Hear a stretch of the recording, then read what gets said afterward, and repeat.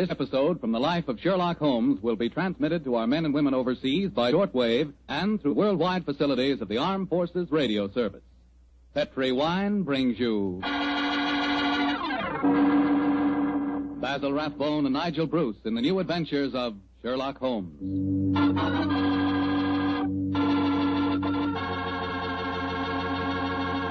The Petri family, the family that took time to bring you good wine, invites you to listen to Dr. Watson tell us about another exciting adventure he shared with his old friend, that master detective Sherlock Holmes. It began on a summer evening in 1906. I'd been for a long walk in the park, I remember, and when I returned to Baker Street and entered our rooms, Holmes looked at me with a twinkle and spoke. You look positively glowing with health, Watson. Well, I had a splendid walk, my dear fellow. You should have come with me. The park was looking particularly beautiful. Well, old chap, during your absence, I've decided to write another monograph.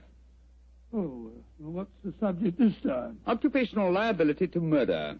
For instance, the mortality rate is naturally high among policemen and detectives. Physicians are murdered with fair regularity, but the murder of a dentist is rare. And who ever heard of a murdered veterinary surgeon? That's quite true, but what's the occasion for this little homily? I've been browsing over my newspaper clippings. Yeah? You recall ever hearing of a murdered tobacconist, Watson? No, I can't say that I do. Oh, why? And yet my clippings inform me that no less than 3 tobacconists have been murdered in the past 6 months, and all the murders have occurred in the same small shop at the East End of London. Why do you suppose 3 tobacconists would be murdered in the same shop? Come now, fellow. Give me a logical solution to the problem, will you? Well, let me see. You say that the shop's in the East End? Yes. Is it near the river? As it happens, it's on the water's edge. And supposing the tobacconist's shop was the headquarters of a smuggling ring. Perhaps boxes of cigars were unloaded from the dock and brought to the shop. Cigars containing pearls or opium or something. Watson, my dear fellow, you're doing splendidly. You must walk in the park more frequently. You're positively scintillating. Oh, no, you're making fun of me. I'm sure you are. You're expecting anyone home? No, probably a visitor from Mrs. Hudson. Go on with your fascinating theory. Now, why are 3 tobacconists murdered? Well, because they know too much. Perhaps they demand a share in the profits, so the head of the ring decides to kill them. Plausible enough, Watson. I really must congratulate you. I can see that I'm very lucky in having a biographer with such a lively imagination. Thanks very much. Come in. Imagination. Oh, hello, Lestrade. I'm glad to see you. I hope I'm not intruding. Not at all, my dear fellow. Come along, sit down. Thank you, Miss Holmes. Anything remarkable on hand? No, Miss Holmes. Nothing very particular. Then tell me all about it, Lestrade. Can't hide anything from you, can I, sir? Yes, there is something on my mind, and no mistake. And it concerns the 3 murdered tobacconists, I see. Splendid. Now, how the blazes did you know that? Yes, Holmes, that's pure magic. Not at all, my dear Watson. It's simple deduction. Observe the 5 cigars peering out of Lestrade's breast pocket. They are of a far superior quality to his usual brand. Obviously, the scene of his latest investigation has proffered certain, well, shall we say, professional perquisites. Am I right, Lestrade? Of course you are. Careful one, Mr. Holmes. Thank you, I'll stick my pipe. Well, how about you, Doctor? Oh, thank you, Lestrade. By Jove. Coronas. And now, Inspector, tell me about the murdered tobacconist. Well, how much do you know about the case? Just what I've read in the papers. Well, curiously enough, we were discussing the affair as you walked in, Lestrade. It's a strange business, gentlemen. I only got hold of the old story today when I had a long talk to young Jack Longworth. He's the owner of the shop. When in relation to Gerald Longworth, the taller member of Parliament who battled so successfully against the slum clearance bill? His son, Mr. Holmes. Nice young fellow, too. When his father died, he inherited this shop along with a lot of other property in the East End. Well, how big a shop is it, Lestrade? Oh, hole in the wall, Doctor, like all the other shops in that part of London. Young Mr. Longworth tells me he first rents it to a man by the name of George Grillet. He lives there with his daughter Lily and made it quite a nice go out of the shop. 6 months ago, when Jack Longworth was abroad, George Grillet has a stroke and nearly kicks the bucket. Kicks the what? He nearly dies, Doctor. Oh, kicks the bucket. That's very good. I don't remember. And then what happened, Lestrade? Well, while he's in the hospital, his daughter gives up the lease on the shop. A few days later, an Italian takes it over, and a couple of weeks later, he's found with his float cart. Did you investigate that first murder yourself? No, Mr. Holmes. It seemed like any of a dozen killings we get in that part of London. A shopkeeper cut up, his till emptied, no clues. Who was the next tenant? A Scotchman. Bloke by the name of Mackintosh. A few weeks after he moved in, the same thing happened to him. That time I did go down there, but I couldn't find out nothing. Was robbery again the apparent motive? Yes, sir, but the killing was the same. Eva was strangled with a silk scarf. Silk scarf, eh? And who was the third tenant, the man who was murdered yesterday? A Hindu fella, a man by the name of Mukherjee. He takes it over a week last Friday, and yesterday we finds him knife through the back and his money gone. Of course, I was down there before you could say Crystal Palace. But once again, I didn't find out nothing. No knife, no fingerprints on till, no footprints, just a very dead Hindu. Was young Mr. Longworth the landlord in England when these murders occurred? Yeah, that's the funny thing about it, Mr. Holmes. He docked Tilbury yesterday morning. He didn't know nothing about what had going on. Well, I imagine he'll have difficulty in renting the shop after 3 murders. Well, that's just it, Doctor. That's why he comes to me at the yard. George Grillett, his first tenant of the shop, moved back there today with his daughter Lily. And young Mr. Longworth's worried about them.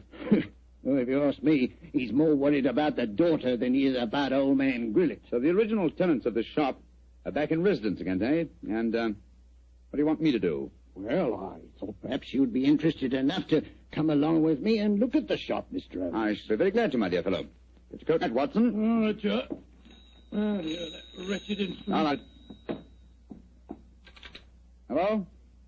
Mycroft, how are you? What? Yes. Yes, he's here now. Why, of course. I'll do everything I can, certainly. Let's have dinner together soon, shall we? Splendid idea. All right, goodbye. Well, was that your brother, Holmes? Yes. Lestrade, I do think you might have told me the whole truth. What do you mean, sir? I thought your visit was prompted by a need for friendly assistance. I didn't realize that you came here virtually on a government order. Well, it's just quite like that, Mr. What's the Holmes. government got to do with the case, and how does your brother Mycroft fit into the picture? Not sure yet. But of one thing we make certain, there's obviously a great deal more in this case than Lestrade would have us believe. Why do you say that, Holmes? You must bear in mind, old fellow, that occasionally Mycroft is the British government.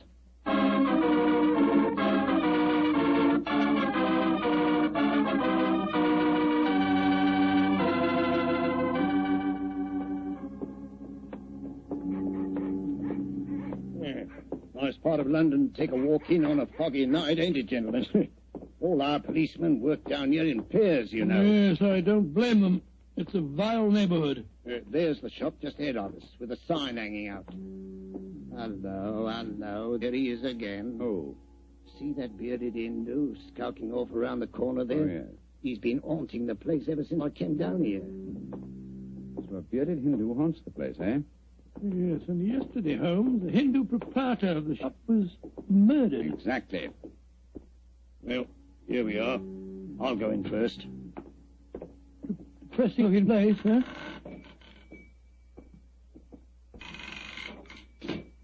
I'll be out, Jimmy. That's Lily, George Grillett's daughter. Helps him with the shop. Sorry to keep you wet. Oh, it's you, Inspector Lestrade. Yes, Miss Lily. I brought some gentlemen to see your father. This is Mr. Sherlock Holmes and Dr. Watson. Pleased to meet you, I'm I do, sure. Miss Grillett. How do you do, young lady? Is your dad home? No, Inspector, he won't be in till after dinner. Went down to the docks, he did, to see about some cigar shipments. Mr. Longworth's here. If you want to see him, we were just having some tea in the back room. Yes, I'd like these gentlemen to meet him. Jack, come out in the shop, Jack. What is it, Lily? Oh, Inspector Lestrade. And this must be Mr. Sherlock Holmes and Dr. Watson, I'm sure. How do you do, sir? How are you, Mr. Longworth? I'm very glad the inspector was able to persuade you to come down here, Mr. Holmes. I'm dreadfully worried about this business, particularly since Lily's father insisted on coming back here. I'm afraid they're in great danger, but I can't make Mr. Grillett see it. Young lady, I wonder if I might ask you a few questions. Of course, Mr. Holmes. Before your father had his stroke, did he receive any threats concerning his occupancy of the shop? Well, if he did, he never told me about him. But it wouldn't surprise me. I often told him his biggest enemy is himself, if you know what I mean. Yes, I think I do, Miss Grillett. When your father had his illness, who decided to give up the lease on the shop? I did. No money was coming in, and, well, it looked like Dad might be an invalid for life. Of course, I couldn't run the shop by myself. Anyhow, I never did like this part of London. It wasn't the right business for Father. What was his reaction when you told him to give up the lease? Oh, he was awful angry with me. Said I'd a right to do it without asking him. By the way, we saw that bearded Hindu again as we walked up just now. He's been hanging around ever since we came back here, Inspector. Well, has he actually come into the shop, Miss Grillett? No. but he keeps walking by and looking in the window. I'm sure if we both went into the back room or left the shop for a little while, well, he'd come right in. Then I suggest we give him the opportunity he's seeking. Miss Grillet, I wonder if you and Mr. Longworth would mind leaving the shop for a while. Of course not, Mr. Holmes. Make your departure rather ostentatious, shall we say, so that he can't help noticing it. Give us half an hour or so and then come back. Perhaps you wouldn't mind going with them, Lestrade. But, Mr. Holmes, this is my case. I know, but in a situation like this, Watson and I work much better alone. We may have to go a little outside the law, and your presence might embarrass us. You'd never think I was a detective, too, would you? Very well, We'll be back Mr. in half an Holmes.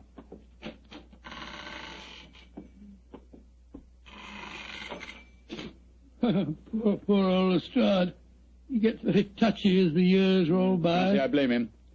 I'm leaving him completely in the dark. Come on, Watson, behind the counter. No, my dear fellow, not under it, old chap. We lift the flap.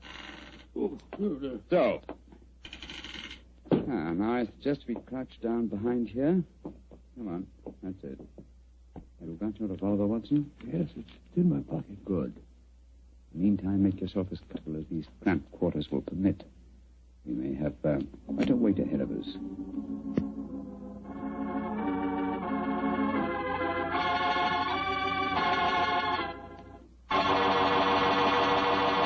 Look, Holmes. There's the Hindu now, peering through the window. Revolver handy. Yes, sir.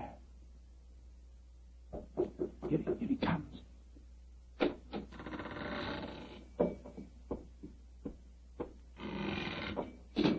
All right, Watson. Put your hands up. I got you covered with this revolver. Now, my man, what are you doing here? Who are you? Never mind who I am. Just answer my question. I do not speak very good English. Tum Hindustani Bull sector? Sector high. Tum Ida Aya? देखने को आस्ती तुम्हारा भाई हमको हुक्म दिया Tumara Bai! Tum Johnny sector? अच्छा Salam. No, you don't, my man. Just you stay where you are. It's all right, Watson. Let's go. He's on our side.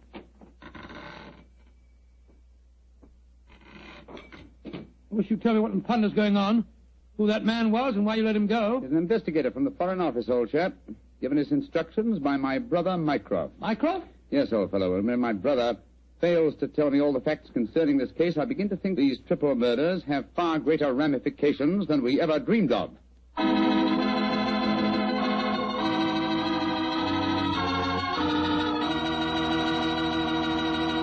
Dr. Watson's story will continue in just a second. Just about time enough for me to mention that any meal becomes a better meal when you serve it with Petri wine. And say, you'll find that Petri California Burgundy and Petri California Sauterne are just made to go with food. That Petri Burgundy is a rich red wine that's bosom pals with any meat or meat dish. Boy, what a flavor. And that Petri Sauterne is the delicate white wine that's just perfect with chicken or with fish. Yes, sir, with food, you just can't beat a good Petri wine.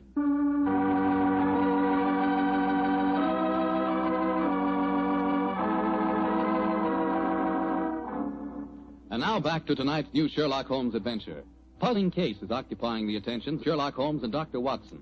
3 murders have taken place in a small tobacconist shop in the East End of London. As we rejoin our story, it's late at night, and Sherlock Holmes and Dr. Watson, accompanied by Inspector Lestrade, are once again walking toward the ill-fated shop. Well, I don't see that you've accomplished much, Mr. Holmes, except that you just bought me a nice dinner. Oh, we're making progress, Lestrade. If only by the elimination of obvious suspects. But there's a pattern to this case. That should give us a clue. Well, how do you mean, Holmes? My dear fellow, consider the obvious motive of these murders, and particularly observe the results they've obtained. Well, the motive is the same in all 3 killings. Robbery. Oh, no, sir. Not the theft of a few pounds from the till. Blind you to the real motive. Look. Here's Miss Grillet now. She's coming out of the shop. Good evening, Miss Grillet. Hello, Mr. Holmes. Is your father home yet? Yes, he is, Mr. Holmes. And I can't tell you how anxious I am for you to talk to him. I'm going to meet Mr. Longworth. He's taken me to the music hall. I should be home just after 10. I hope you'll be able to stay with Dad until then. Well, don't you worry, Miss Grillet. We'll keep an eye on him. Oh, thanks ever so much. Oh, Mr. Holmes. Yes, Miss Grillet?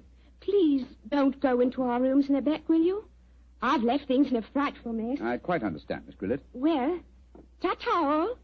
See you later. Let's go into the shop.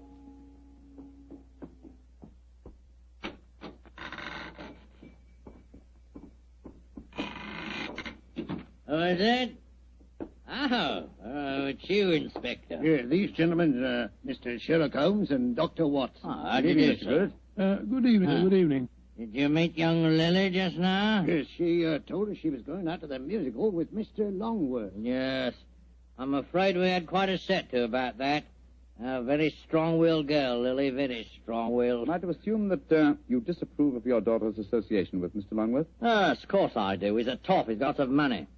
Lily's so blind she can't see that he's up to no good. I'm pretty sure he's afraid I might find out what's really at the back of these here murders. And what is your theory, sir? Well, I'll tell you this in confidence. Got nothing to back it up, I understand. There's been talk of widening the docks around here. That'd make property values go up, you see, of course. Well, young Longworth's been trying to buy up all the other shops along the waterfront here, but they wouldn't sell. If you ask me, he's had these murders done just to frighten people away so that he could buy cheap. Now, I'm not saying that he did the murders himself, you understand. He planned them. Why, in these parts, it's easy enough any night to get a throat cut for a couple of quid. Yeah. That's why I'm glad you're here, gents. You see, I just got another warning. Warning? What do you mean, sir, warning? Found this note slipped under that door there not 3/4 of an hour ago. Receive, please. Well, What does it say, Holmes? I shall call on you at 8:30 tonight. You know what's good for you. You'll be waiting for me alone. If you try any funny tricks, you'll go where I sent the rest of them. Well, that's obviously from the killer. Possibly. What's the time now? Look, it's 8:20. I was hoping you gentlemen would wait in our rooms back of the shop. You can hear what's going on in here, and if he tries any rough stuff, you can pop in and have him. Just what I was about to suggest myself, Mr. Grillet. Either way, will you? Oh, yes. Just step behind the counter, gents. Now, through here. Here we are. Exactly Buckingham Palace back here. But you can make yourselves comfortable, can't you, gents? Oh, don't you worry about us, Grillet. Oh, I better turn out the gas. This bloke spots a light under the door in here. He might smell a rat. Now, there we are. Now, as soon as I see him coming in the shop, I'll knock twice on the door, like this. And that'll give you the signal that he's here. Is that right? Right, you are, Grillet. All right, now keep your ears open, gents. I may need your help. Where are you, Holmes? I can't see a thing. Over here, Watson. You know, I've got another theory why Jack Longworth might be at the back of all this. You listening, Holmes? Yes, I'm listening, old fellow. What is your theory? Longworth knows that Grillet doesn't approve of his having anything to do with Lily. So when he goes abroad, he leaves instructions to murder the tobacconist. The assassins don't know about Grillet having a stroke, of course, so they keep murdering the wrong fellow. Well, that makes very good sense, Doctor. What do you say, Mr. Holmes? Holmes. Holmes. Where are you? Bless my soul, he's disappeared. No, I haven't. I was just exploring. Shh. The signal. There goes the front door. Somebody's coming.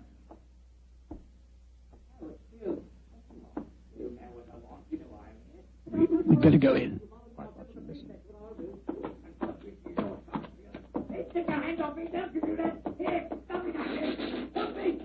We've got to get in there at once. Open the door. Well, it's locked. Never mind that. Get your shoulders into it. Come on. Come on, help me. Come on. Come on, one more. Poor devil. He's been slashed with a knife. Grillet! Grillet! Well, the killer got away. I ain't going No, Lestrade, conserve your energy. Your murderer lies there. But that's Grillet. Of course it is. Search his pockets, Watson. I think you'll find a blood-stained knife. Let's have a look. Good Lord. Here's a razor in his pocket.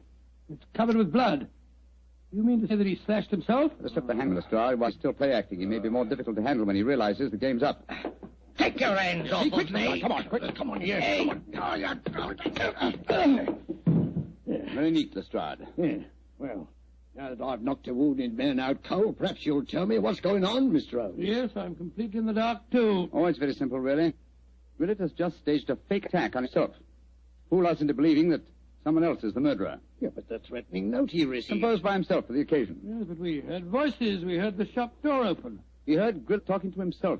And as for the shop door, that's how he gave himself away. Well, how do you mean, Mr. Holmes? Whenever the shop door opens, There's a bell that jangles. You will notice, so. Yeah, that's right, there is. There was no bell jangle when we were in the back room.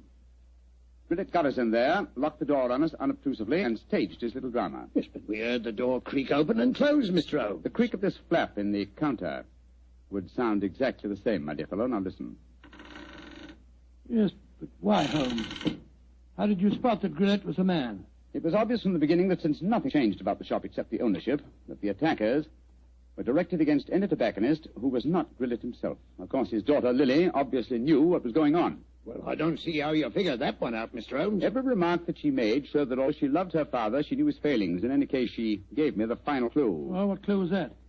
In very pointedly asking me not to go into the back room of the shop. Of course, the reverse of what she said. I followed her advice when you were explaining your theory to Lestrade. Well, what did you find, Mr. Holmes? Miss Grillet had obligingly left a secret door open, a door leading to a passageway that seemed to go down to the waterfront. We'll examine it more thoroughly in a minute. Yes, but I still don't understand Grillet's motive, Holmes. Neither do I, old chap. No, I suspect that from the interest of the Foreign Office in the case, this shop has been the headquarters of an espionage ring. I'm afraid the final answer to that question will have to be given by someone else. Oh, who, Holmes? By my elder brother, Mycroft. Humiliating, isn't it, Watson?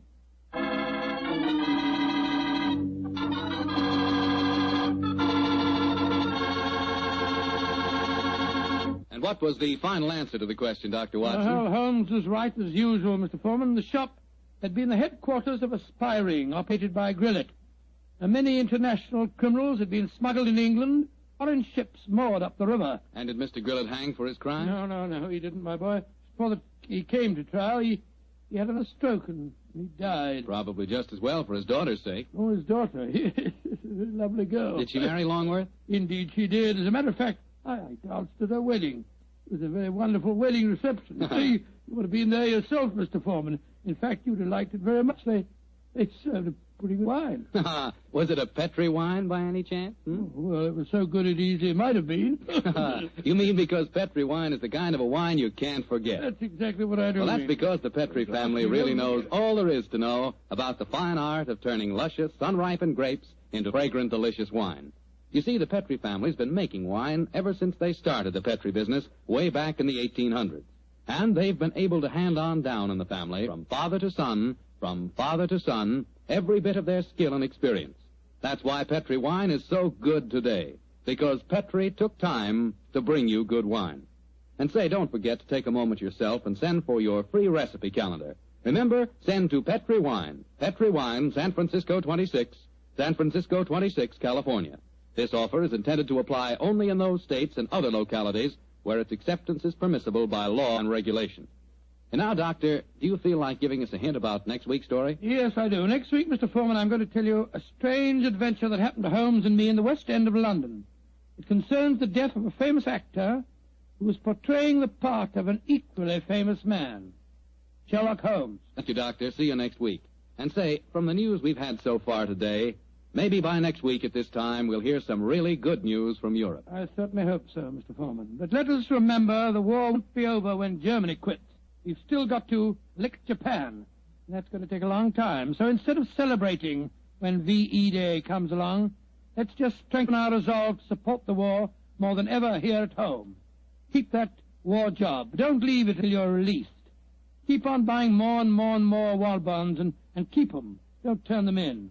Help all you can with all home front activities and observe all our wartime regulations such as price ceilings. That's the real way to celebrate a victory in Europe, by working harder to end the war in the Pacific.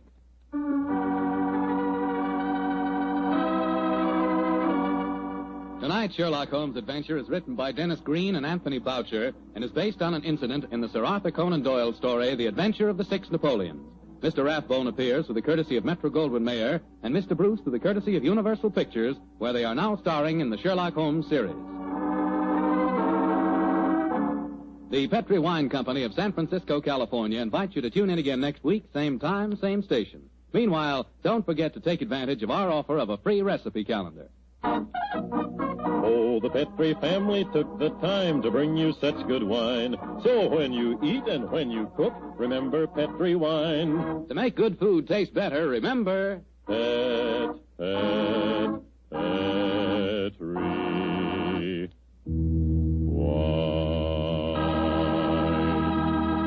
This is Bill Foreman saying goodnight for the Petri family. Sherlock Holmes comes to you from our Hollywood studios. This is the Mutual Broadcasting System.